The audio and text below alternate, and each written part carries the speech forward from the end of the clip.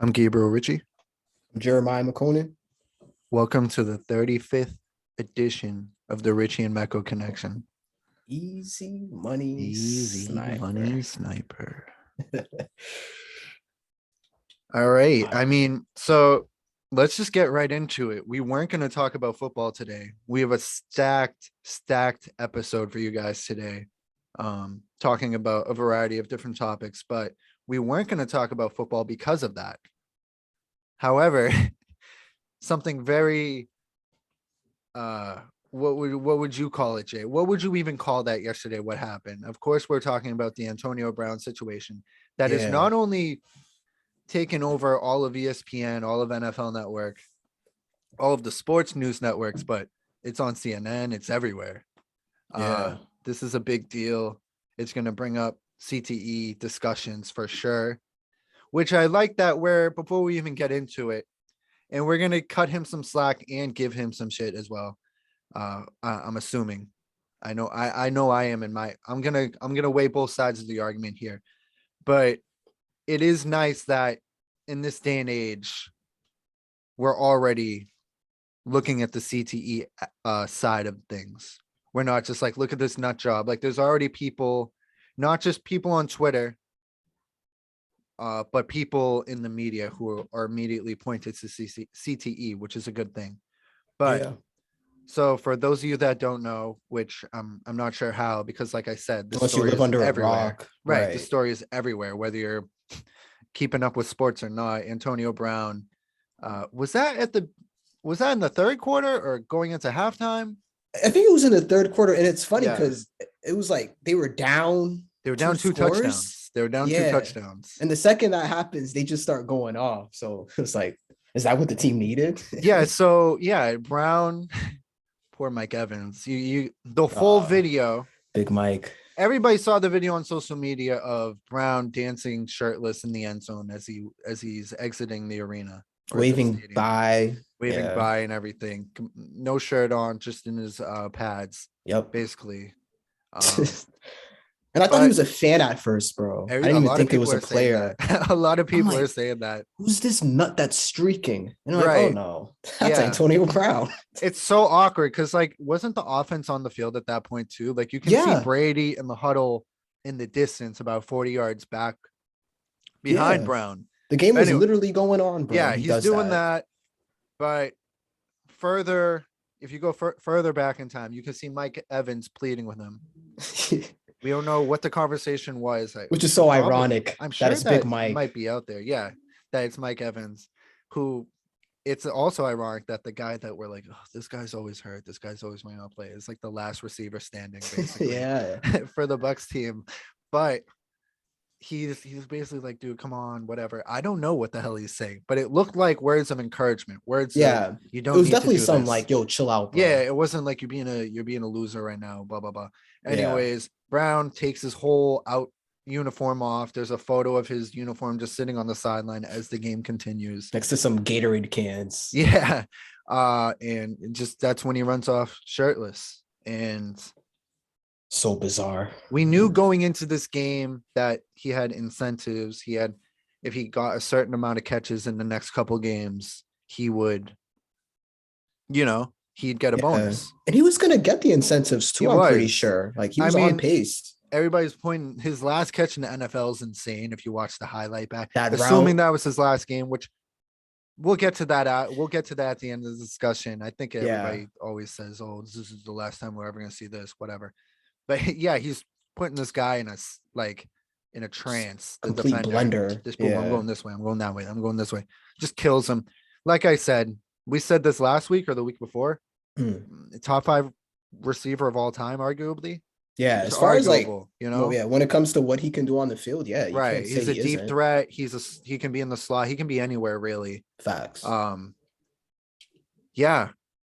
It's weird that's his last catch. Things were going well. He was going to reach his incentives, and then we're hearing, the coaches, they didn't want to put him in because they don't want him to get that extra money.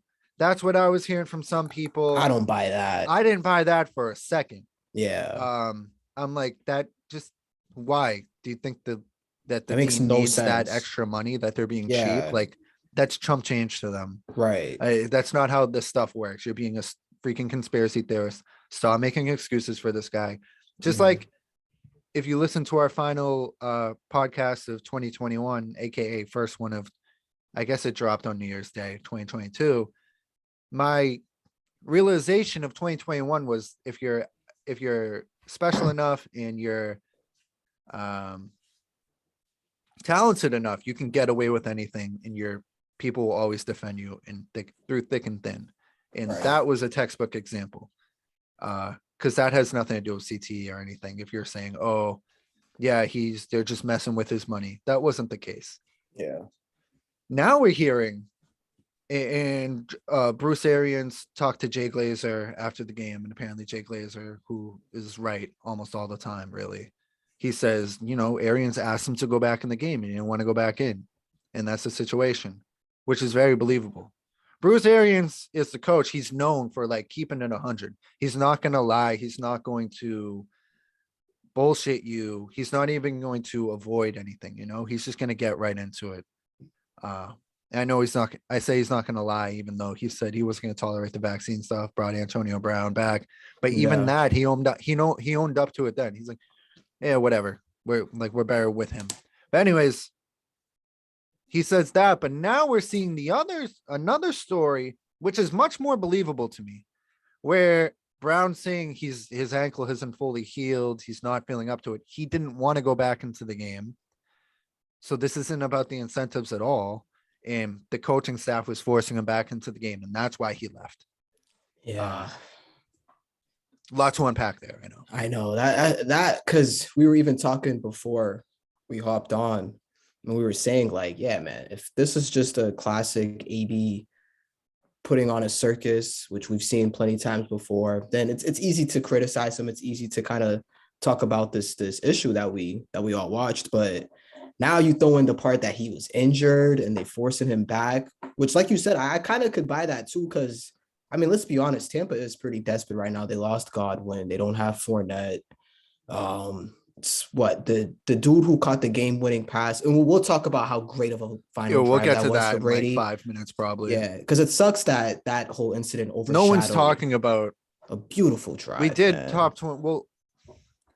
We'll get into it. Yeah, you said it was we'll get into it. I don't want to blow my load just yet. Yeah, I got you. But yeah, with AB though, man, now you throw in the fact that he might have been injured and that's why he didn't want to play. That just makes it more dicey, because now you look at Arians and that coaching staff and it's like, yo, are you guys like, is there some negligence going on here when it comes to like your players' health? And that's another conversation. Because if that's the case, their stories fall in line, because Arians is the good guy if he's saying, oh, I tried to get him to go back in the game, and it's about the incentives. Right. But if saying I tried to get him to go back in the game knowing he's hurt, then it's like that falls in line with Brown's story too. The stories work together. They both make sense. And in that case, the Bucks are kind of the bad guy. And no bullshit. I think it's true, man. Because I know as tapped as AB is, we can go back dating to 2017. Let's dissect it, man. You want to start? Yeah. Because it really started in Pittsburgh. And I saw a tweet, man. It was like, kudos to Mike Tomlin for putting up with that shit for 9 years. And seriously, man, because AB's not okay. And that's another thing. It's probably some mental health stuff going on with him. So you definitely hope, the best for him in regards to that. But this is nothing new. It started 2017 where he was throwing his teammates under the bus at press conferences. Yeah. Then what was it? He went to the Raiders and almost retired because he couldn't wear a specific helmet that he liked. Yeah. He pulled up in a helicopter to practice. Then he put his feet in some weird chamber that had him out for a couple of weeks. He was on since 2017 on, he's been on a wild run. So, it's definitely not like AB's the saint that does no wrong, because if you look at his past, it's all right there for you to read.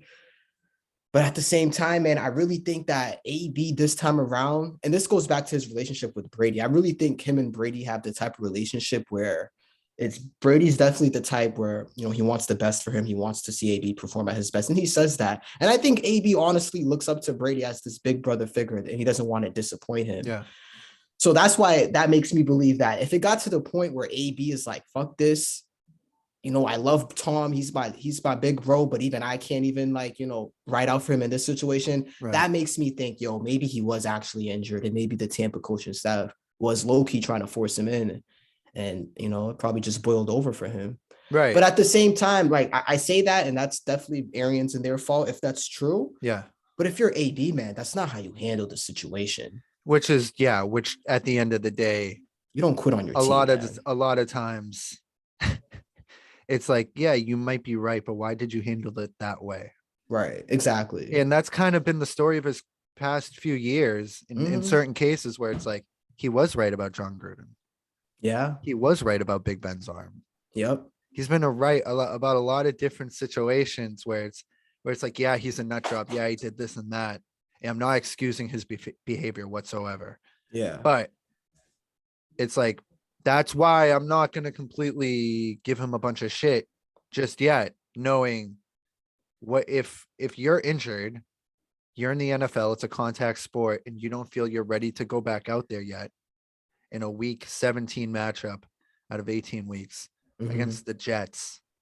I'm sorry. I'm a sit too, I'm a sit too.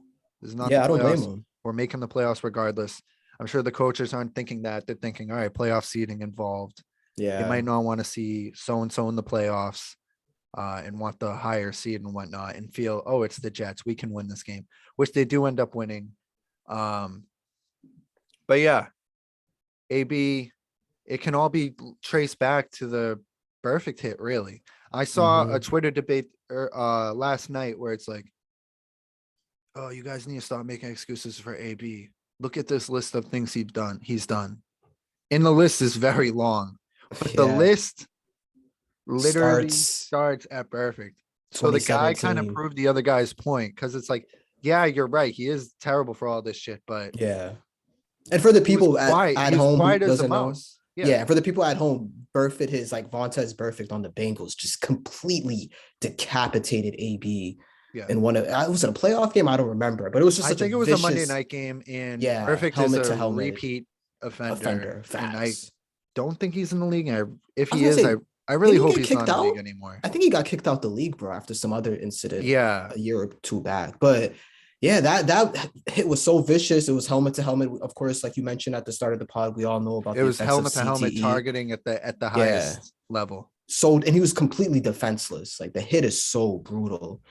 And some people are like, well, it doesn't take that long for it to come, for the effects to come along. But really, man, when you think about it, AB's been playing football probably since he's been 10 years old. Yeah. So all those, constant things, and then you get to the NFL, you have a vicious hit like that. Like these years add up, and all those hits add up, and what we could be witnessing now is just the tipping point of all that. And I don't know, because, we're not experts on this. Maybe it could be CTE. It could be a mental health thing. It could be, all the above. But nonetheless, I definitely think he's someone that needs help at the end of the day, because, like, this behavior is not normal, man. So I'm trying to look at it through that lens. I'm like Brady was saying, right. Papa Tom was telling us to be sympathetic in these times. And honestly, I think that's the right approach, because the dude clearly needs help, bro. Like, he's not okay. Yeah. And just to stay on the current AB situation right now, just to clarify what I said earlier about, the second scenario we brought up. Yeah. It was reported from Ian Rappaport, who I believe spoke to Antonio Brown. And he said, I think this was on Good Morning Football. He said, what he told the staff, the Tampa Bay staff, Brown did, from what I understand, is that he was not going into the game because in his mind, he did not feel he was healthy, Rappaport said.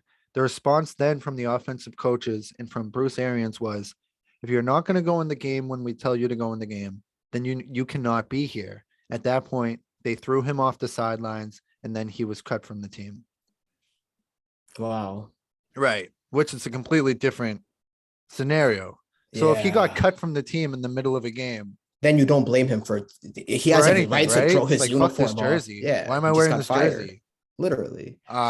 Man, that's tough, bro. That's Right. tough. But that's Antonio Brown's side of the story, who, whether True. whether he's a douchebag crazy person or mentally ill and or mental has a mental illness and has CTE, either side, it's like that we have to take that into account when we're taking your word for something, Yeah. whether it's your fault you're in this situation or not. But yeah, let me bring this.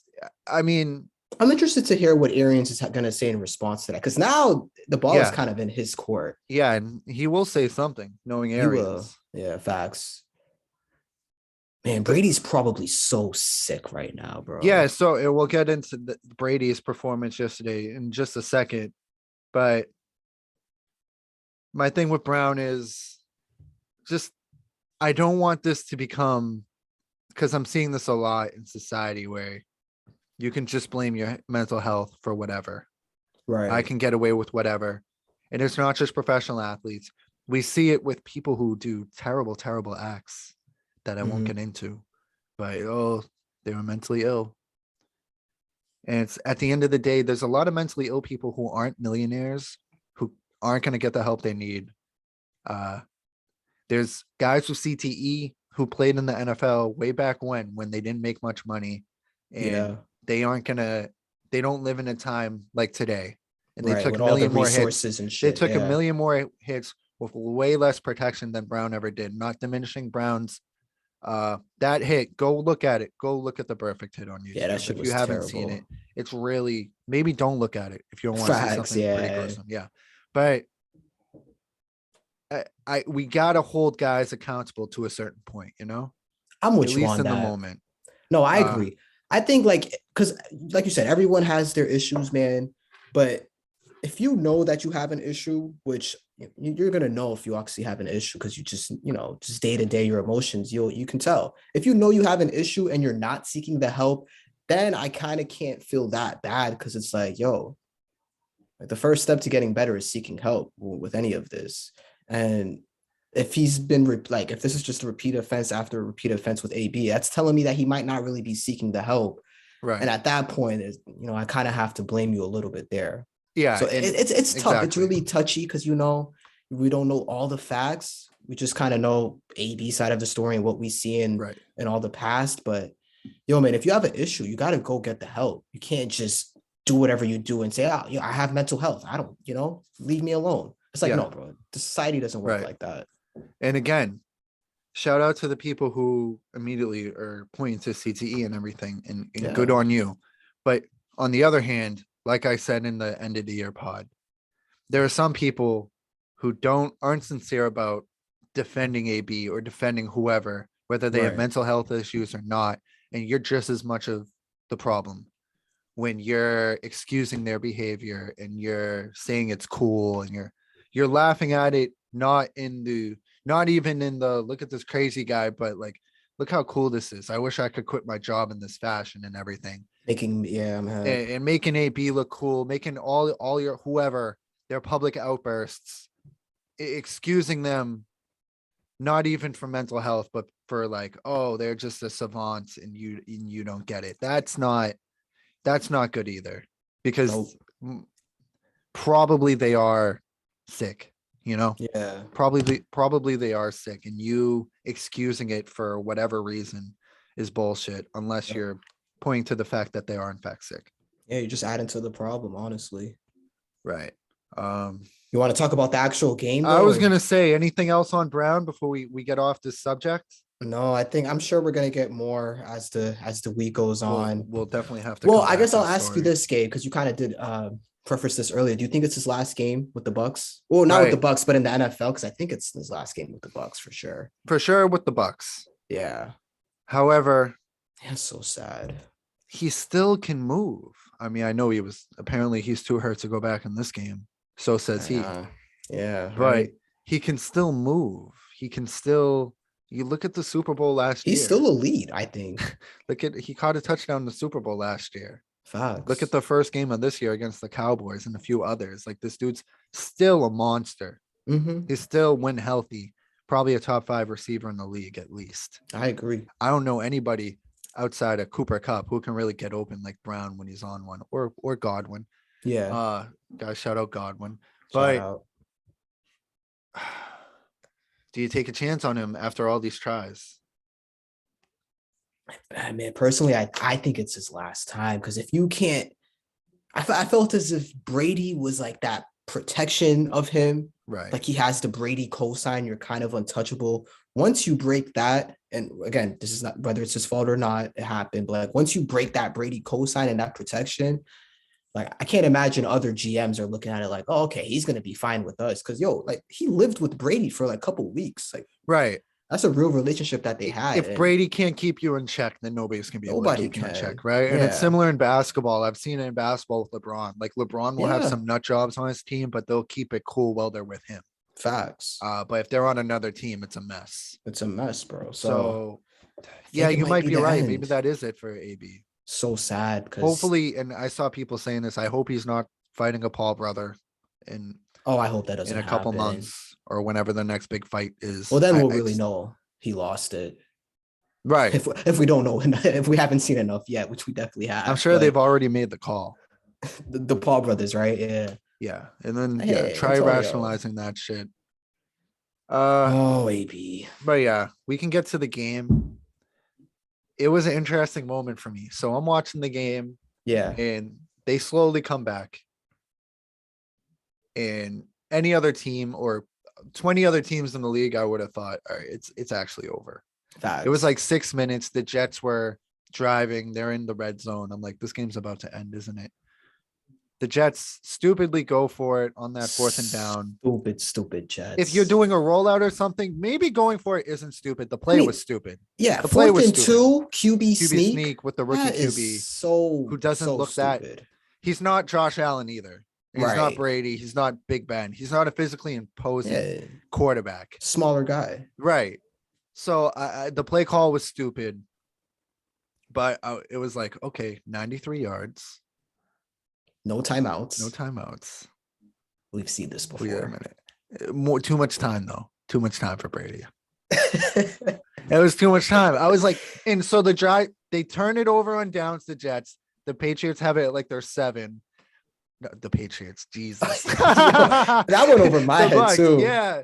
The Bucks have it at like the 7, Yeah. and they go to commercial. And I'm like, okay, I'm about to see some shit. Facts. No, I'm about to see some shit. I'm like, let me live in the moment. I'm not even gonna be nervous. I'm gonna enjoy this because he's gonna come through here because it's the fucking Jets. And and it's I don't Brady. care. It's Brady. And the tone of the game did shift a little after the AB incident. I feel like That's when they got it together, low key. a distraction was out of who knows what was going on the whole game up to that point. Yeah. Discussion wise on the sideline, everything. A distraction was gone, and a big defensive stop in too much time. How much time did they have? They had like a minute 50 or something. Yeah, I think it was after the 2-minute, right? Yeah. And Yeah. everybody feels so frantic. And this is just textbook Brady. Everybody's so frantic.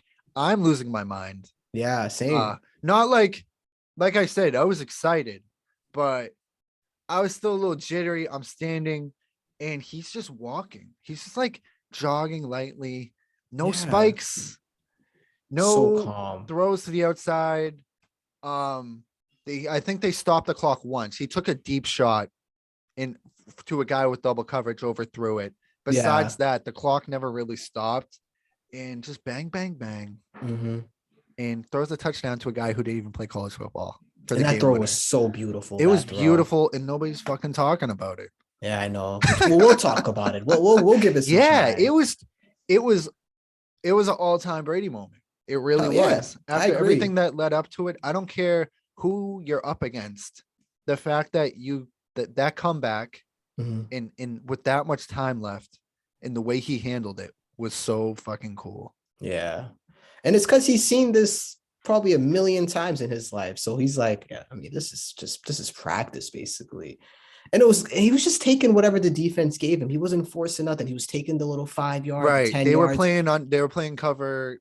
They were covering deep and Yeah, like let prevent defense or kind of whatever. kind of what the Bucks did in the Super Bowl last year. That's why Yeah, Kelsey had a million receptions last year in the Super Bowl because and why Kelsey always has a million receptions.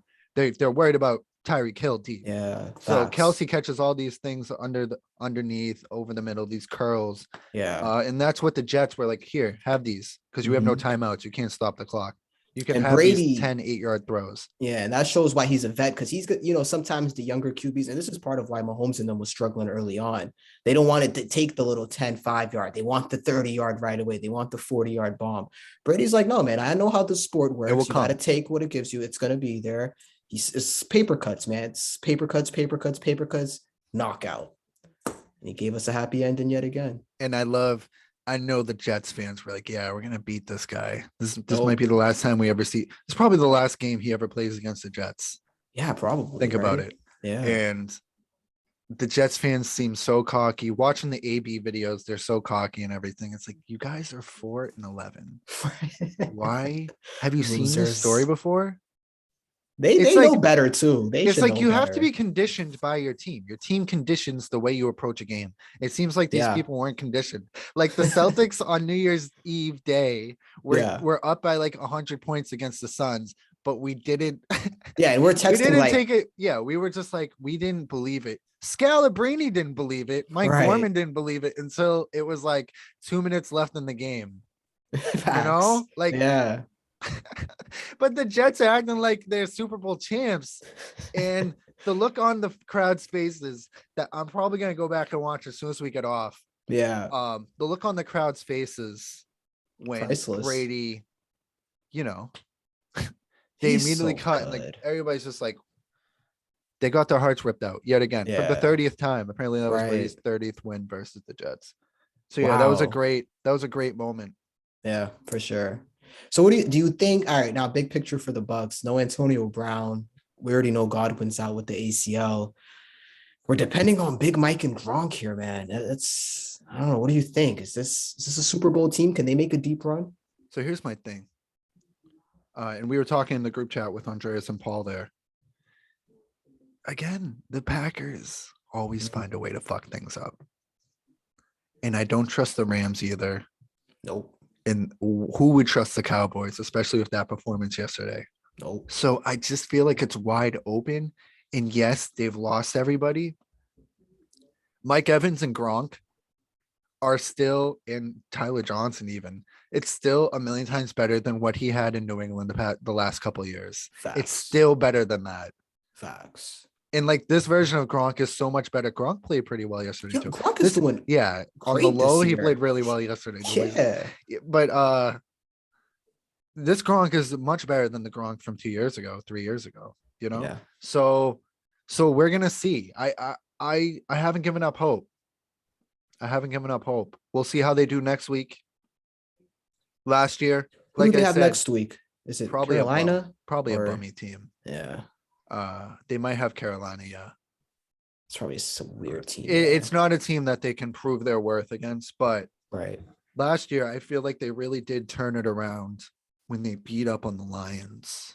It was like a Yeah. Saturday game, and people were giving them shit for dropping like 50 on the Lions, who had like no actual NFL players out there. They still But don't. sometimes that's what you need to get things going. And I think they really found their stride at the end of that game yesterday. We'll see, though. I might just be optimist. We're not going to talk too much football for the rest of this. Let's just mention the Patriots blew out the Jaguars. Yeah. Probably the worst team in the NFL, but Poor Trevor Lawrence, man. I'm still waiting. I feel the same about the Patriots. I'll say that. Yeah.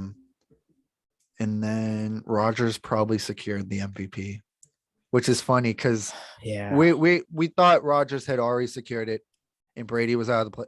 But that game-winning drive yesterday, and he played pretty well. It gave him a There was puncher's still a chance. chance. I was like, if Rodgers has like a fucking 4-pick night tonight or 3 Yeah. picks, and like they're a disaster the next 2 weeks, and the Bucks steal the best record, Right. we have a chance. But Green Bay handled business last night. Rodgers Yeah. is going to get back-to-back MVPs. So Vikings good for had him. fucking Nico Mannion out there. Isn't Nico Mannion like a hooper? Nico What's his name? Mannion, yeah, Sean he's the redhead Mannion? on the Warriors. On the Dubs, yeah. So yeah, Rogers can have, but like you said, man, Rogers can have his MVPs. He can have the regular season bullshit. We know what really matters here. Right. And Yeah. yeah, so beginning of the year, Mhm.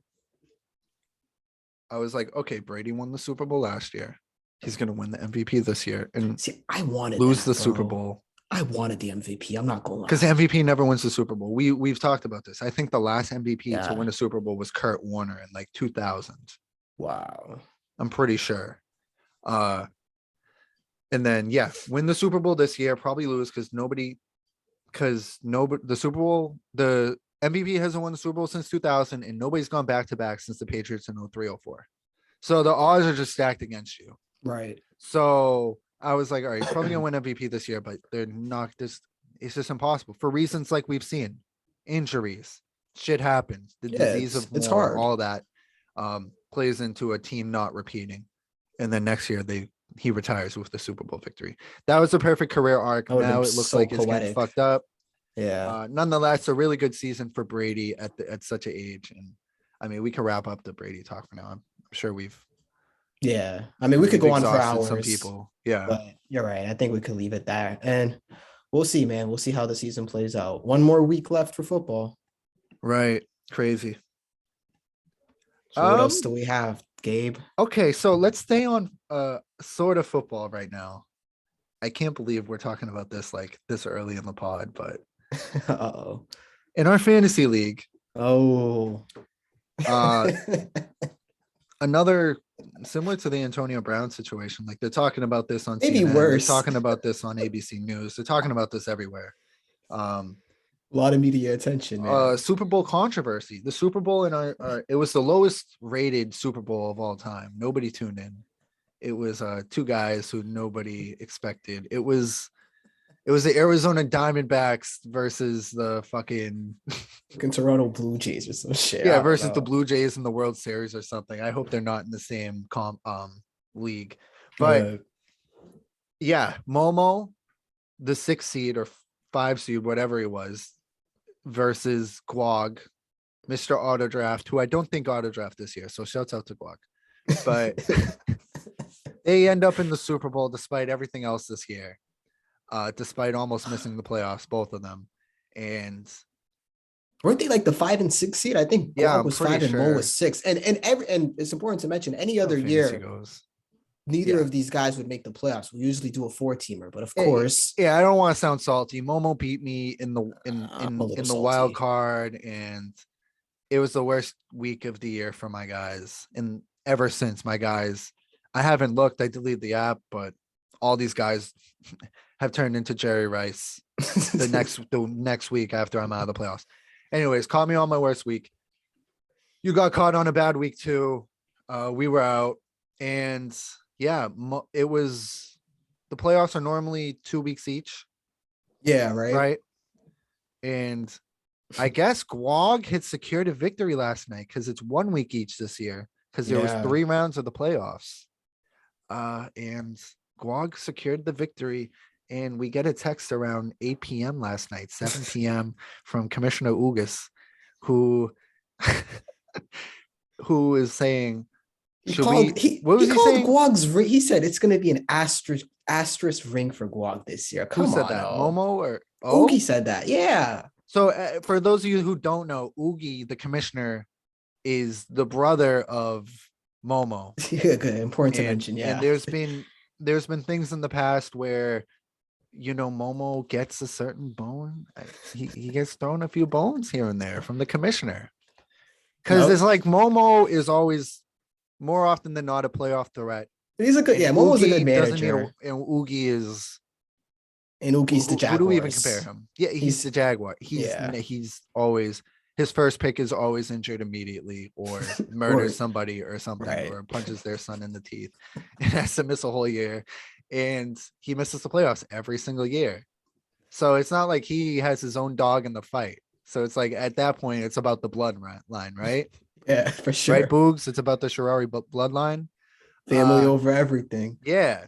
So yeah, I mean, let's go back. I'm sure you remember us at Blackstone. AJ Green becomes For a cookie? available. For a AJ Green, cookie.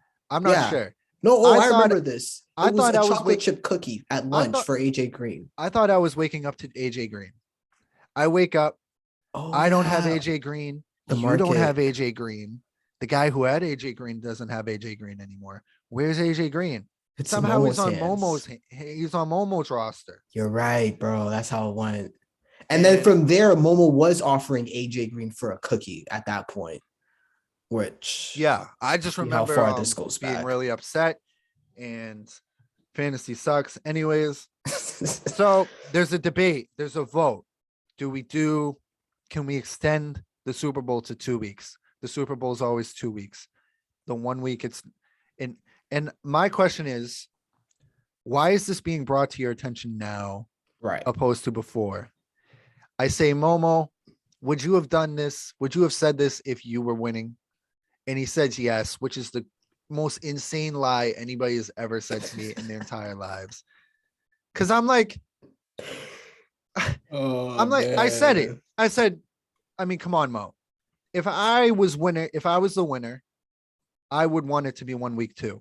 All of us Yeah. would. Let's not kid ourselves here, you know? And you know what was funny? I think Momo brought up the 2 weeks thing. He was still up, but Francis had Aaron Jones and Justin Jefferson Yeah. on Sunday night. And Momo was getting scared.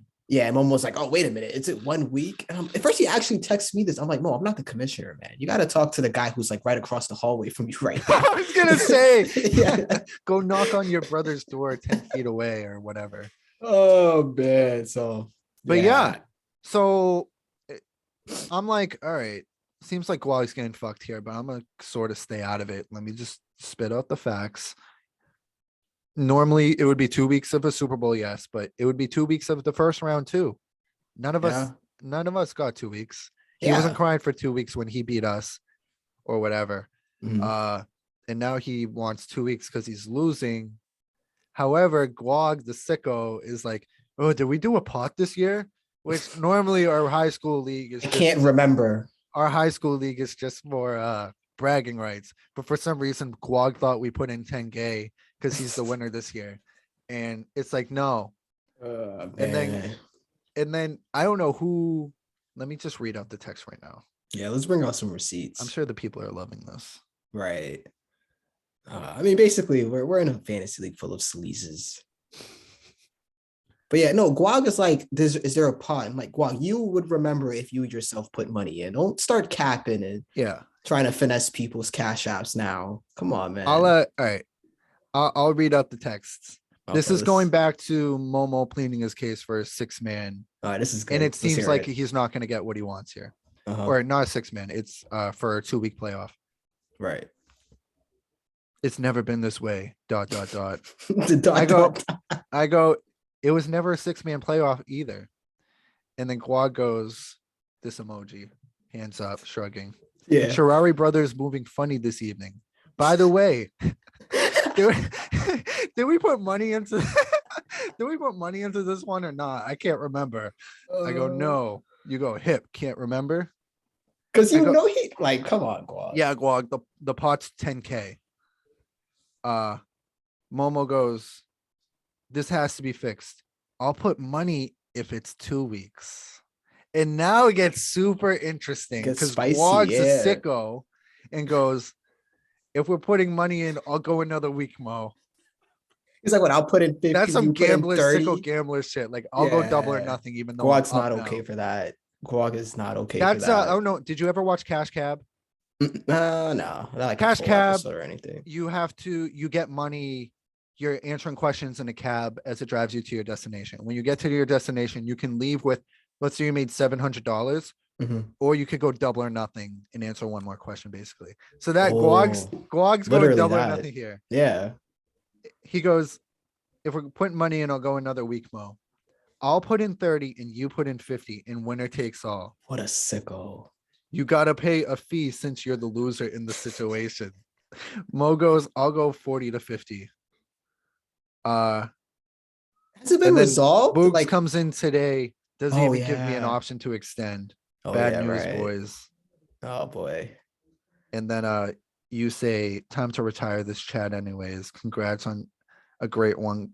Great run, Guag. See you next year in Momo did not like you saying congrats on a great run, Guag. But asterisk or not, Super Bowl champion Guag. I say no. I say he earned it. He earned it for sure. He earned it. He won. He drafted man. his own team. Look what it got him. Jonathan Congratulations, Taylor. Francis Lubega. I mean, he owes a lot to Jonathan Taylor for sure, but Yeah, he earned it, man. You're right. I'm not gonna. There's no asterisk here Nah, because they both knew going into this final that it was 1 week. exactly. Yeah, this So- wasn't news. We're not. Case closed. Mo comes up short, and And Guag's our champ. Guag's our champ, and we'll see you next year for more misery and torture. What if we adapted the Simmons fantasy concept and Guag gets to vote someone out? How spicy would that make this? Oh man, That'd be fucking crazy. wouldn't that be nuts? We're all at fucking, I don't know. What's that place we go to? That arcade. Remember Harry O's? I don't even think it's there anymore. Yeah, even better. We go to Harry O's and we that's a good one. We're all at Harry O's and someone gets voted out. It's like a pizza fight after. Oh man. But yeah, Guag, well-deserved win. You earned it, brother. Congrats. Yeah. Congrats, Guag. Okay, I mean, we can move on to the association, Mhm. where, I mean, this is similar to the AB story, except these guys can't use CTE at all as an excuse, and that is the mess that is the Houston Rockets. Oh yeah. Let me put on my sunglasses here. Oh yeah. For those of you who can't see and or listen to the audio version of the podcast, which is most of you, I just put on some sunglasses that resemble the guys that you see comments that people should stand for the flag and and all that. But basically, the Trump glasses. I'm wearing these Oh because I'm man. about to talk about problematic black athletes in a not a sympathetic way. Nah, but what but what those two, what Christian wouldn't Kevin Porter Jr. They're pulled, that is both nasty, repeat bro. event. They're both repeat offenders. Yeah, facts. KPJ especially. Didn't he get kicked out of Cleveland because he fought he's- someone because they had, their locker was It, next to him or something? Why wouldn't you take a chance on KG on Kevin Porter? He dropped 50 that time. Because he's a fucking nut. Maybe that's Yeah, why. this is like they're not even at the point where my theory of if you're talented enough, you get away with. These guys Right. aren't talented enough to get away with this bullshit. They haven't done shit. You're They on like literally the have- 0-50 Rockets right now. Yeah, putting up meaningless stats. So let's explain the story, because this is Yeah. this isn't the AB story. I'm sure most of the people listening to this don't know about this story, but Yeah, it was low key. let me just read it off. He's on ESPN. Houston Rockets point guard Kevin Porter Jr., who for those of you that he's a second year in the league, third year in the league. I think it's his third year now. Yeah. He's born in the year 2000, so he couldn't have been in the league too long. But Yeah. Kevin Porter Jr. lost his temper during a heated halftime discussion and didn't return to the court, leaving the Toyota Center during the second half of Saturday's 124-111 loss to the Denver Nuggets, sources told ESPN. Leaving the arena is next level, bro. Porter became upset after assistant coach John Lucas challenged him, revisiting an issue that led to Porter losing his composure on the bench during the first half, sources said. The Rockets, who trailed 77-55 at half, giving up 77 and a half is like fucking nuts, even in today's standards. Right. At halftime of their seventh consecutive loss. Remember a few weeks ago when the hottest team in the league is the Houston Rockets? Yeah, they had like a little Surprise, surprise. 5-game win streak. Yeah, they're on a 7-game losing streak right now. Did Long not ago. return to the court until moments before the third quarter began. We had a spirited debate. Rockets head coach Steven Silas, poor Steven Silas. I know. He can't catch a break. First Harden last year, and now this. So sad. Said during his post-game media availability, I have a certain demands of this team as far as playing hard. I wasn't satisfied with the effort. The Rockets announced during the second half that Porter was questionable to return due to his left thigh being evaluated. Porter has been bothered for weeks by a left thigh contusion, Yeah. causing him to miss several games. But that was not the issue that led to the absence after halftime, according to sources. Sources is just like fucking, I don't know. It's fucking like John Wall. It's John Wall or some shit. It's somebody, it's the Houston Rockets like mouse, their mascot, who's just like, Silas did not mention Porter Oh specifically during man. his post-game comments. Center/power forward Christian Wood, the Rockets' leading scorer this season, did not start Saturday night due to breaking a team rule, Silas said. Wood played 8 scoreless minutes in the first half, during which Houston was outscored by 17 points. It did not play in the second half. Coach's decision, Silas said of Wood sitting out the second half. A source said that the potential discipline, if any, for Porter has yet to be determined.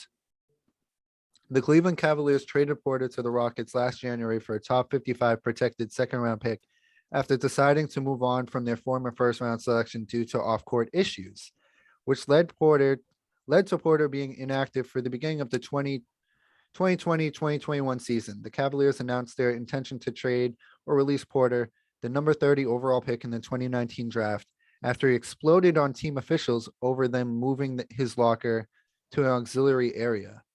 The Cavaliers had given his locker to Taurean Prince, who had arrived with Jared Allen as part of the 4-team James Harden trade. Porter Jr. showed up to the arena for the first game of the season when he discovered his locker had been moved. Houston sent Porter to its G League affiliate to ease his transition to the Rockets, who moved him from wing to point guard. Porter, 21, has had some success in Houston, averaging 15 points and 6 assists per game over the last 2 seasons. I mean, he is a talented player, but that goes back to our AB shit when we're talking about, because when I'm trying to put myself in Porter's shoes here, it's like, all right, you got your locker moved or whatever. Yeah, I guess that's kind of fucked up low key, especially if you don't know about it. You show up, your locker room is moved, but it's about how you handle these situations a lot of the times. And, with these athletes, sometimes they just handle it so wrong. So I could just imagine Porter seeing that, and instead of maybe talking to someone privately, probably starts punching a locker, throwing chairs and shit. It's bullshit, though. And it's like, come on, dude. He has nothing to really be upset about. Yeah, and it's right. It's there's no scenario where he should be upset here. Yeah. Sounds like he wasn't playing hard enough, which is believable given his past. Yeah. And him and Christian Wood, like, they're repeat offenders with this stuff. And to the people who are like, wow, Kevin Porter Jr., they're gone for a steal. Maybe so, but look at the Cavaliers since then. Flourishing. Yeah. Look at them with him out of the organization. Ever since him, not saying like the left. organization was revolving around Kevin Porter Jr., but still, one bad apple. It goes like that. And Christian Wood, I saw on Twitter, it didn't say that in that report, but that report was more centered around Porter. But Christian Wood, I heard, didn't want to go back into the game. He's a weirdo too, man. He's a weirdo too. One highlight of him. He thinks he's like Kareem. The ball. Yeah. Did you see this one highlight of him snatching the ball out of his teammate's hand when they got the offensive rebound and puts it back up? It's like, all right, that little moment right there kind of tells me a lot about who you are. And wasn't he crying for an all-star bid last year, even though the team is just absolutely dreadful? Yeah, he missed 20 games. Yeah. It's like, come on, dude. They have one of the great young rookies in the league, Jalen Green. Yeah. And this is who's a young rookie who didn't play in college at all. Still a teenager, I think. Yeah. So this is these aren't the guys you want around Jalen Green. Yeah. I would get rid of these guys for any. I'm sure you could get something fairly decent for Christian Wood. Oh, yeah. You got to get rid of these guys. You can't have them around your young star. This is not how you bring somebody up in the league. Yeah. Facts. We've seen it before, what good mentorship can do, and we've also seen what bad mentorship or no mentorship can do. Mm-hmm. And I know they're all young, but Green is your golden goose, right? Or at least one of them. You'll probably have. Hopefully, they get more down the line. I mean, I don't know what they've always been a team that I sort of root for. Not during the James Harden era, but there's something about the city of Houston. Yeah, they're kind of fun. I get you. I feel Yao and McGrady. I love Olajuwon. Maybe their jerseys are cool to me or something. Yeah, but they're always in high scoring games. It feels I root for them as an organization. Yeah. But yeah, you can't have these guys surrounding your young rookie because he's gonna pick up on that, and he's gonna think that's the norm in the NBA, which it isn't. You have to be a professional. Yep. Yeah, man. A lot of these guys don't get enough. I'm happy I took my glasses off because I haven't been as negative as I thought I would be. A lot of these guys don't get enough like praise for how professional they handle certain situations. The younger guys, especially. Yeah. Whether it's, your minutes are getting cut or the shit people say about you on Twitter or the Yeah. media or whatever. A lot of these guys, most of them handle it with grace. And that's a credit to the OGs, I think, like the LeBrons, the Yeah. Currys, the Durants. Yeah. Like the young guys see them and how they handled their business. They're like, oh, okay, so I can still be really talented and get buckets, but I could go about it in a professional way. I don't have to be a diva about it. Yeah. I mean, you hit it on the nail. I mean, you hit the nail on the head there. But yeah, that's all I had to say about that. Anything else, Jay? Yeah, that's it, man. Just poor, like you said, poor Steven Silas. I'll say that again because God, is he suffering in Houston, man? Yeah. I mean, go back to the Harden situation. And then you have John Wall. We don't even know if we're going to see John Wall this year. Who even knows with that? But yeah, man, these young dudes out here, you can be talented, but you still got to be professional, or that talent takes you nowhere, to be honest. But yeah, what would you like to transition into? So I mean, we sort of touched on it on the pod, the last pod, the New Year's pod, which the full version, well, my microphone just exploded for a second. The full version is on YouTube. It's a mess. Let's keep it real. It's a fucking mess. It's goofy. It's not. I was off a booster, feeling like shit. You actually had COVID. Right. Boog had COVID. And Josh Leach was upset about some boxer in Britain that isn't top 5. Instead of being in the top 5, he's like 6 or something. And the whole pod was a mess. It had its moments. In and out I might of even take it off YouTube, honestly. So all I did with that pod was I put the last 20 minutes where we all talked about what we learned in 2021. Which was a good call by you. But on that pod, in the full length version, we sort of talked about the Celtics who played that day. They had and shout out to Jaylen Brown, who dropped 50 last night. Was it 50 or 51? Yeah. I think it was 50. 50 versus the Magic in a win. I know you can say, oh, it's the Magic, blah, blah, blah, and they needed to go to overtime with the Magic. But I mean, I'm praising Brady for beating the Jets. I'm going to praise the Celtics for beating the Magic. It's 2 wins in a row. I'll take it. But they had a really good win versus the Suns on New Year's Eve day. And I mean, certain things stand out.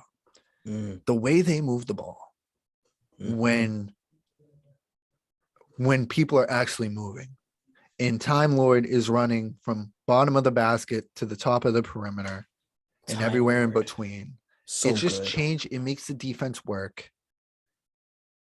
You get the defense moving, and it tires them out. And it's a young team, and guys are gonna hit shots if they're wide open.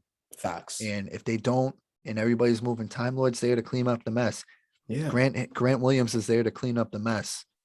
I just really like the way this team looks when it's not your turn, my turn. I'd rather a team that hustles like this. No offense to Tatum, no offense to Brown. I'd rather a team, because look, Brown dropped 50, but they only beat the Magic by a certain amount of points last night, where they kill Phoenix. And I know Phoenix was not on their A game. It's a holiday game. It's a weird time for they were like half asleep that whole game. So I'm not gonna act like the Celtics are going to the finals or anything. Yeah. But it was a good win nonetheless. And the Celtics, if they played like they always do with the your turn, my turn, they weren't beating Phoenix, even at Phoenix's worst. Yeah. But they brought it, and they move around, and they played with energy, and they played with passion, and they held the lead the whole time. It was really impressive to see. And do they play better when it's just see? All right, so can I say it? I said I was gonna say this on the pod. No, I don't think it's crazy, so you can say it. I mean, do they play better when it's, here's what I'll say. Do they play better when it's just one of the guys out there? Yes, that's what I was gonna say. I think when it's and everybody's moving. Because there's games when it's Jaylen is out and Tatum is there with all the scrappy guys, and it's like you said, it's great ball movement. Because they don't need to share the pie. Right. And that goes back to my thing. Like, I don't get what it is. Maybe because they're both young and, we kind of create this environment where if you're a young guy, if you're a young star, you kind of have to get yours. You better get all the stats so we can Yeah. post you on Instagram and you get a million tweets and you get And you get a bigger contract. yeah, you get if a you have better contract, stats. commercials, all Yeah. that. And it's tough because our two best guys are kind of in that ship that, they kind of operate like that. But when you take one of them out, you like you said, you see such a different style of basketball, which goes back to the real big question at hand. When is it time for Brad to say, all right, maybe I'm gonna have to start taking some phone calls about one of the Yeah. Jays? I mean, and like I said, this is not a jab at like Tatum specifically because they had that win without Tatum.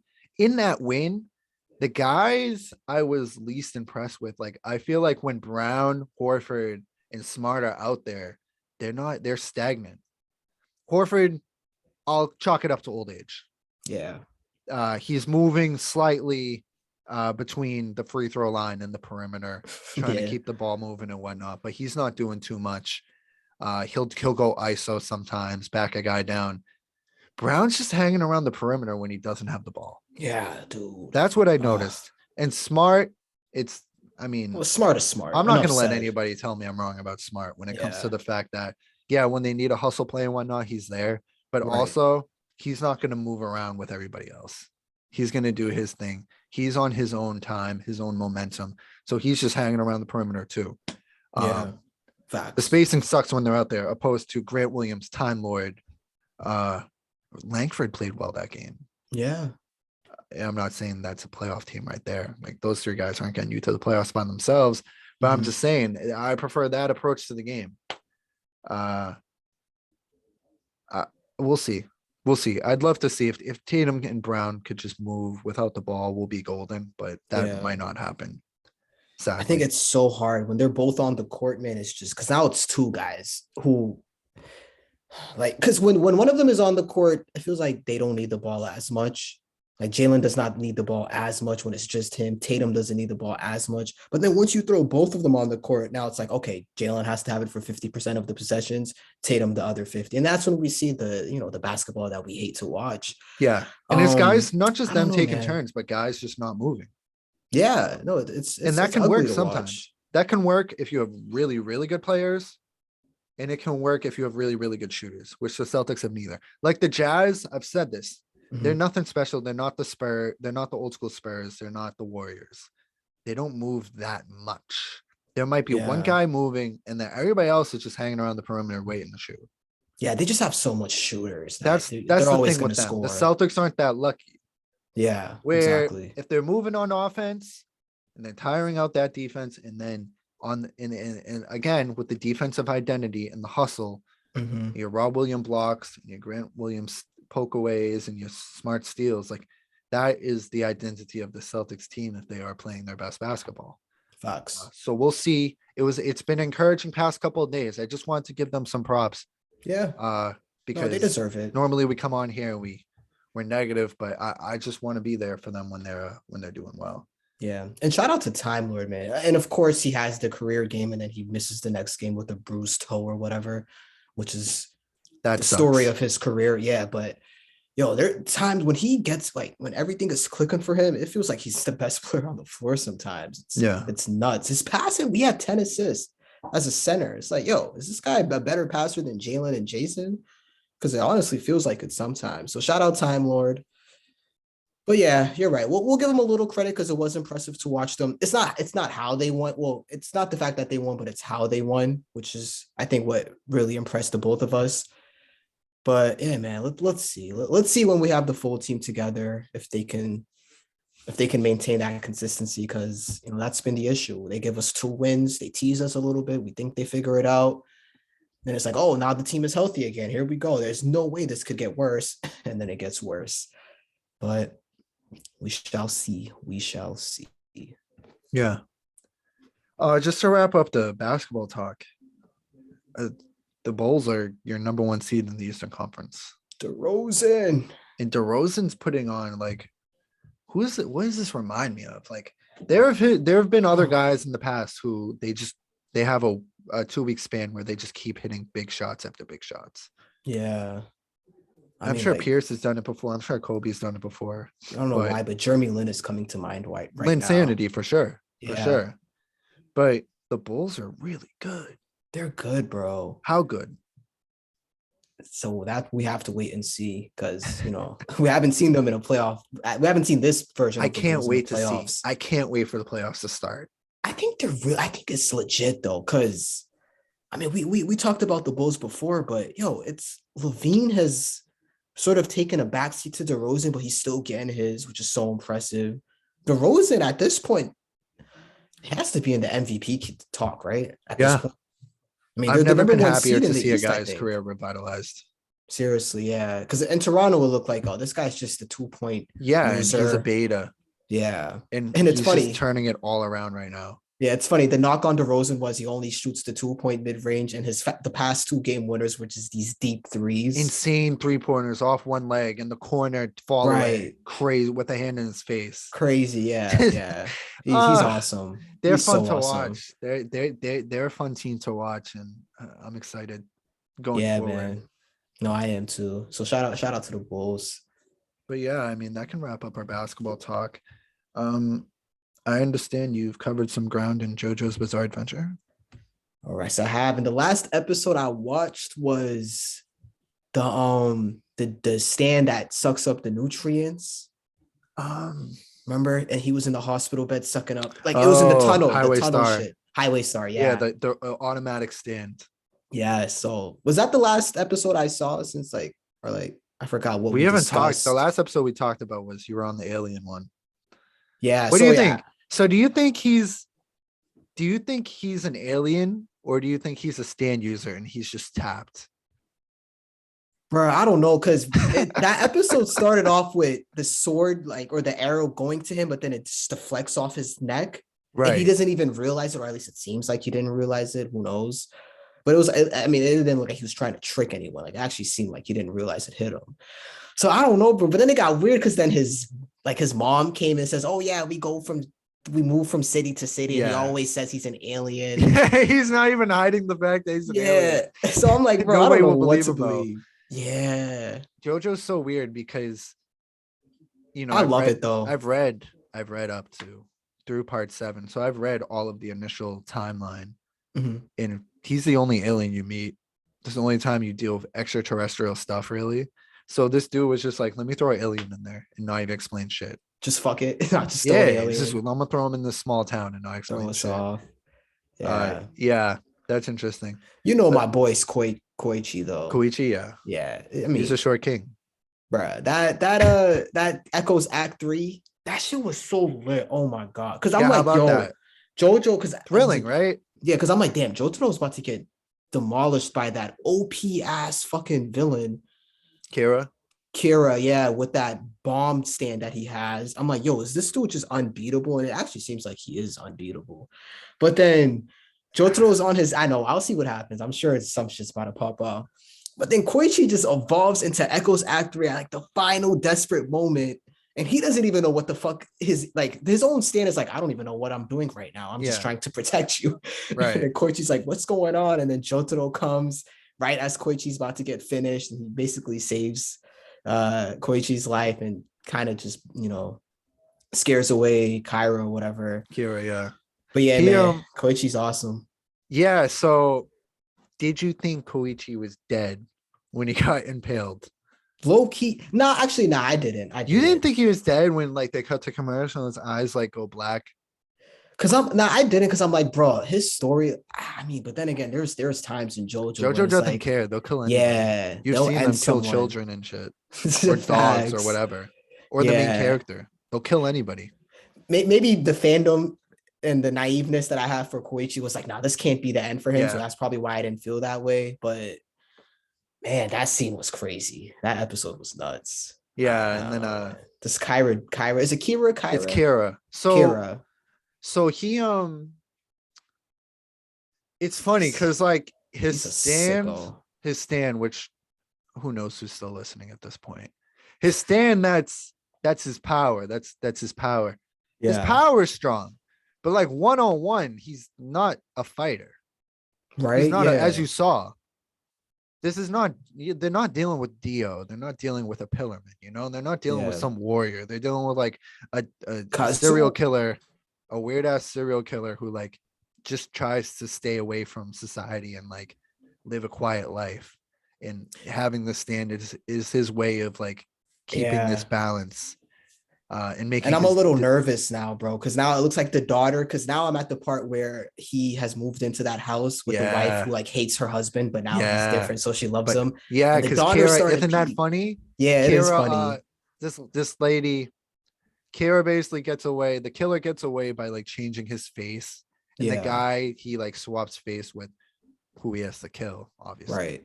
to steal his identity and everything. He steals this guy's identity, and his wife hates him. But Kara shows up, who's this murdering. He's a serial killer. Literally, yeah. Um, but the wife loves his personality. Like he's cooking. He's more compassionate than the other guy. So funny. He's jacked and shit. Anyway, like it's just it's a weird plot. It's gonna be interesting. You're gonna be interested in seeing where that storyline goes. Yeah, no, But yeah, the it's weird ass interesting. son Hayato, how he's filming them and shit. I don't know if you Oh, saw that yet. I don't think I saw that. Oh yeah, but I think you Have called him the daughter, right? Oh, is it that's a boy? With the Oh brown shit. hair. Yeah, the daughter of that mom. Oh, that's a boy. It's a boy. Okay. Yeah, Oh yeah. I shit. assumed Yo, my fault, Hayato, whatever his it's anime. their name is. Boys look like girls. Girls look like boys. I'm gonna get canceled now because No, I you're just not gonna called. get canceled. But yeah, bro, I'm nervous because I feel as if Kyra's gonna peep that the kid is kind of hit and something's gonna go down with the kid and Kyra, and I'll be so sad if another kid has to die. But it seems like Oh yeah. So what'd you think about Shigechi getting murked? oh, wait a minute. It Okay, was hold pretty on. wild. The kid with the spiky head. Oh, You the definitely his saw that. stand that collects the coupons. Yeah. Bro, that was sad. That was actually sad as Yeah. fuck. And then seeing the ghost in the the girl, So what's her yeah, name? Raimi. Raimi, when she saw his soul go up. So, all right, I was confused. Give me some clarity on this. Yeah. So, like, why did his soul explode like that? And why were all the stands hip? Is it because of how he died, or is it just It's because he so died? isn't that weird? That's so Yeah, tragic because like it most was. you saw the end of part 3 where Iggy and Abdul go to heaven Oh, yeah, for and they're sure. peaceful. But Yeah. in this part, it's like he It was like exploded in real life. So he's just going up to heaven like obliterating painfully, into though. the sky. Yeah. Yeah. I was like, bro, that's And not she's like that's another not one. look So poor pleasant. Raimi. So poor Raimi, who's Kira's Like, first. This is a spoiler warning, I guess. But if yeah. you haven't watched JoJo at all, you're not gonna remember this by the time you get there. Raimi is Kira's first victim. And the Mhm. reason why she kept her body as a ghost and whatnot is because Kira's power is to make you explode or disintegrate, is Yeah. because he didn't have his stand at that point. So she's living there. Oh, She can't pass on yet until Kira's been defeated, and right. she watches all of his victims. She has to watch them go up in the air. That's so sad, bro. Yeah, it's a tough watch, And then and so like because you peeped like right after he died, they all like all the stand users in the town, including Jojo, Josuke, they Jotaro. kind of felt it. Yeah, they all felt it. So is that because he was a stand user, or is it because like how he died? So stand users attract other stand users, Right. but for some reason, I think we can just assume that like Koichi, or we can assume that Josuke definitely felt it. He was like Shigechi. Yeah. Josuke may have called everybody into town, and for dramatic effect, they had everybody's face shown or whatnot. Okay, so that's what it was then. But yeah, that lady was like, I'll keep an eye out for him. I'm sure he would never come into my shop. Cinderella, the lady who can change Yeah. faces. I'm sure he would Yeah. never, she says, I'm sure he would never come into my shop. But it was the perfect, he knew where her Mhm. shop was. You see Kira in like, you see Kira like 10 episodes before he's introduced. Yeah, he's like walking with the. Oh wait, do we really? Because the first time I remember They're seeing talking him at is like with a the hand. crosswalk, and you can see the back of his head crossing the street. Oh shit! I might have missed I'll that. find it and send it to you. Yeah, send It's that to pretty. me. It's a pretty cool Easter egg. Wow. But yeah, But part yeah, 4 is man. one of my favorite parts. Part 5 you'll probably like too, but I like part 4 way more. Yeah, I was initially thrown off by the animation at first because I thought that animation in the first two parts And was it's so gonna change cool. again. It's gonna change again. It's and gonna, again. yeah. Well, now I'm used to the change. I know. Let me not get my hopes up. But yeah, I think I kind of threw me off at first. I'm like, oh man, these guys are all huge now. Like, what's going on? Or like now they're not huge anymore. All But right. but nah, it's definitely it's still slapping just as much. So shout Yeah. out to JoJo, man. So we can finish, I guess. We can finish this part of the podcast Let me see. How much What time are do we we have at? here? Where are An we at? hour 9. An hour 9. All right, an hour 9. Let me write that down because I may delete this part if we don't get the guest back on. All right. Yeah, because Oh, that was a good episode. yeah. All right, so let's just talk about. I sent this out to a few people the other night. Who would win? 2-on-2. I saw this on TikTok. Walt and Jesse from Breaking Bad versus Tony and Christopher from The Sopranos. Yeah, it's a tough one, man. That's And a it's a tough one one. and it's a complex one. And I guess it depends on what you mean by that. That's what my answer is. Like, what do you mean by Yeah. that? Hand to hand, Tony is we saw Tony. Yeah, Tony for sure. Let's talk about some feats. All right. Let's talk about some feats. Some stats. So let's talk about some stats. So Tony, we watched him in season 1. 2 dudes tried to kill him with a gun. Tony was unarmed by himself and Fucking killed and badass. took them both out basically Yep. at the wheel of his car. That was so And insane. we bro. never really saw Tony lose a fight to anybody hand to hand. So Yeah. Tony's marking anybody hand to hand.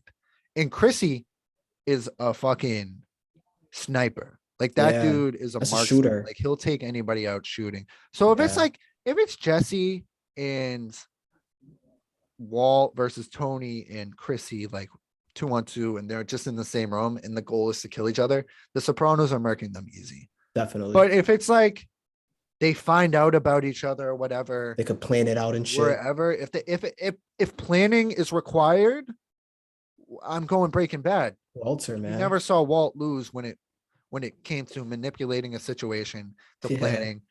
Like Gus, like I feel like Mike could probably beat anybody in The Sopranos, in my opinion. Like Mike is a fucking badass. We saw Mike do insane shit. Yeah, And facts. Gus is a badass too. Not Gus. Yeah, Gus. Not in Yeah. the physical sense, but like Gus, it was like, how is Walt? Walt can't mess with this guy like he's messed with everybody else. Like Gus is a legit kingpin. That didn't stop Walt though. Right. So, and we saw Walt. He'll blow up a nursing home if it means taking out his enemy. So it's like, yeah, it's tough. when it comes to that, I lean Walt and Jesse. Yeah. But when it comes to, when Like, it comes to just straight up fight, The shootout. Sopranos easy. Yeah, man. I mean, I don't want us to underrate Tony's ability to plan now, because like Tony, he planned shit out. But you're right. Yeah. Walt's a fucking genius. He's just Tony is a manipulator in his own right. now. See, all right. So here's let me ask you this: who do you think will go further to really end this? It's Tony or Walt? Because those are two guys, man. I don't know like where it ends for them. I mean, we saw Tony fucking killed Chrissy. That's how far he'll go. Right. Walt basically kidnapped his own daughter and was talking about, fuck, don't fucking cross me Walt against this poisoned a guy. child. Yeah, Walt is literally Walt poisoned killed a kids, child. Walt blew and up a Tony nursing kills home. family members. So it's like these guys are both horrible. Where does it end? It might just end in both of them dying, bro. Might be a straight tie. Walt had Gail killed, even though he was just an innocent man, basically. He killed Jesse's girlfriend because Watch Jesse's girlfriend die. He was slowing him down. It's really hard. They're It's pretty hard, equally bro. ruthless. Yeah. I think Walt's done crazier shit, but in Tony's defense, Mhm. Walt sort of has to live as. What Walt are we talking about? Actually, Mm. are we talking about Walt post Hank getting murked, and he's on the run, and he's got the beard, and he's coming back from New Hampshire, Walt? Or are we talking about living a double life, Walt? Or Heisenberg? That's tough. If we're talking about Heisenberg with the hat blowing up fucking, like you said, the nursery home, and him blowing up that lab, when was it Tutco? Was Tutco in that shit when he blew it up? Remember, it was like season 2, I think. Well, Tuco gets killed by Hank. He like walks out. I think he blew up the meth. He like literally blew up the meth somehow. I don't even know how he did I it. completely forgot about Not that. Tutco, but it was one of Tuco's people. Yeah, Tuco. Yeah, Hank killed him. But it was like, I think that's when he officially turned into Heisenberg. He officially started wearing the hat and shit. If we're talking about that, Walt, and now we got to ask which Tony are we talking about? Because there's pre-coma Tony and post-coma Tony. Well, who's better? Probably pre-coma, right? Not Kevin Finity. You remember in the coma in his dreams, he's Kevin Finity. He's looking for the briefcase or whatever. Yeah, yeah. Oh, that was so weird. Can't bring work in. Steve Buscemi at the letting him in the thing. You gotta leave work It at was home. like that. Yo, real quick though, that was some amazing television. That Tony in the dream mode, that shit was. It was so good. nice, right? And it's like this Yeah, is a sweet moment. And then he comes right. back and he kills his nephew and he turns in. God. You're immediately reminded. It would have been better off if he died for humanity. Facts, You know, facts. he's Yeah, not good for the people around him. man, Um, it's tough, bro. That Walt's definitely the smarter guy for sure. All right, now let me ask you this: when it comes to planning out, and it's Chrissy versus Jesse, because if it's a shootout, we're taking Chrissy. But if you got to plan it out, hmm. they got time to plan. Who are you taking there? Jesse had some smart moments, Yeah, low but key. Chrissy Yeah, be running shit too. yeah. Man, this is a debate for the ages. Are we talking Jesse? No, I'm just kidding. Nah, yeah. Are we talking El Camino Jesse? Or are we talking Mm, Jesse had to escape to Alaska, right, and he did successfully in El Camino, and he had no right. wall, he had no Gus, he had nobody to help him, like That's a call good the point. shots for him. He had Yeah. Badger and shit, but he was calling the shots. And Chrissy, every time Chrissy has to call the shots, he's fucking coked out of he's a his drug mind addict. somewhere. He's a drug addict. Like, and we can't be like Chrissy when he's not on drugs. He's almost always on drugs. Yeah, that's him. He's literally always on drugs. Yeah. Tony killed him because he's like, all right, you're back on drugs. You're gonna get Right. fucking arrested someday. Yo, that scene was still wild to me. Yeah, I think I'm gonna lean Jesse when it comes to planning out. And then but Chrissy, obviously, when it comes to shootout, yeah, Chrissy's a sniper, like you said. But I feel like Chrissy's more ready for the smoke. I might lean Chrissy regardless, because he's more ready for the smoke. Like we saw those dudes try to kill him. Remember? Chrissy's gonna be on offense, Jesse's gonna be on defense, running away. Jesse, like, remember when the scene where Gus is walking when they're shooting bullets at his feet and they're picking people off, and Gus just walks and he's like, that was so lit. The cartel. Yeah. In that scene, Mike saves Jesse's life. Where if Mike's not there, Jesse's just getting shot by a bullet and dies. Yeah, that's true. Jesse got saved a lot. I like Jesse more as a character. Point, I like Jesse more as a character. I think he's a better human being, obviously, than Chrissy. Mm-hmm. But in terms of trying to kill each other, I'm gonna go Chrissy. Yeah. But Walt, in terms of manipulation, in terms of the 2-on-2, it really is Tony versus Walt who are calling the shots for both. And if it's them in the same room, Tony. But if it's them away from each other, I'm going Walt. Yeah, Walt will blow up Tony's house. You know how in the mafia, family's off limits? Yeah, Walt will kill AJ, Meadow, everybody with to get rid of Tony. He'll do that. That's true. Yeah, and he'll go teach a chemistry class in the same day. I guess Walt really doesn't have boundaries. So when it comes like a guy who's willing to go that far, man, you can't pick against him. Yeah, I think you convinced me. I gotta go Walt then. But that would be some if it's fight. That scenario, yeah. That would be some epic showdown. 2 amazing shows also. If y'all haven't seen any of them, please watch. Right. Which we totally just spoiled both, but yeah. Facts. But yeah, anything else you got for us, Gabe? I mean, this could definitely wrap up this section of the pod. We may be having another one. I don't know how to outro this because I don't know when I'm going to be deleting or not and whatnot. But yeah, this could wrap up this part of the podcast. Mm-hmm. Yeah, thanks for tuning in. This is our first official podcast of the new year. Yeah, we're already getting it going. I thought today was a really good episode, and yeah, for sure. If you haven't, subscribe, follow us, Spotify, Apple, wherever. Share with your friends. Share with your friends. YouTube us. We're everywhere, man. Facts. Keep up with us. Follow us on Twitter. Yeah, I've gotten more active on Twitter in the past few days. Yeah. Yeah. I've been tweeting just whatever comes to mind. Twitter's fun, man. Yeah, Twitter. Honestly, Twitter is not as toxic. I mean, it is everywhere, but it's not as bad if you just follow certain things. Yeah, you can stay out kind of crave out the timeline You gotta go want. find the bad shit. You really do. Yeah, I agree. I totally agree with There have that. been certain points in my life where I'm like, okay, I've stepped in at certain points where I'm like, you people, do you realize what you're saying or what you're doing right now? Like, take a step back. You're talking shit about this lady who isn't hurting anybody or in certain Right. situations. Um, but for the most part, it's literally just sports and funny shit. That's all Yeah, I see man. on Twitter. So Same. Twitter is really what you make it. Facts. Yeah, it sure is. But yeah, thanks for tuning in, guys, and we'll see you next time. Yes, sir. All right.